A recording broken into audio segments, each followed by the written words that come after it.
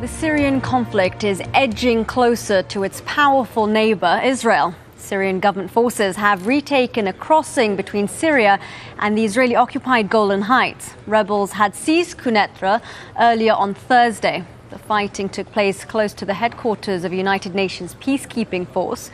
2 UN peacekeepers were wounded, prompting Austria to announce it was withdrawing its troops. Al Jazeera's Turton has more.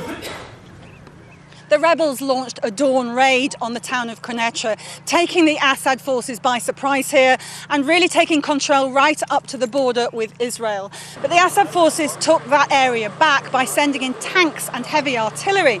This contravened the agreement between Syria and Israel that no such heavy artillery will come close to the ceasefire line between Syria and Israel, an agreement that has lasted for the last 40 years. But it now seems that the rebels have been pushed out of Quneitra and are fighting further up the Israeli border, all the way further up along the line, along the fence. We're also hearing that some of the UN disengagement observer force have now been told they will be pulling out. The Austrian contingent of some 380 troops will be leaving because the situation here has become so intolerable. The Secretary General of the UN, Ban Ki-moon, is very concerned about the situation here and what this means to a group that has been patrolling this ceasefire line for the last 40 years. Well, meanwhile, Syrian rebels are suspected of firing rockets that landed in Lebanon's Baalbek region, a Hezbollah heartland.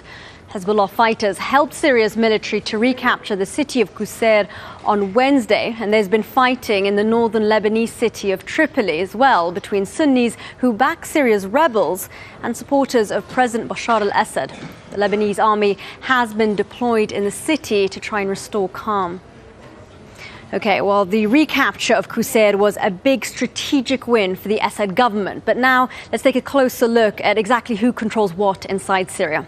The areas which are currently rebel-held are mainly in the north and include Qamishli on the Turkish border, which has a large Kurdish population, and Idlib, which was one of the first to join the uprising.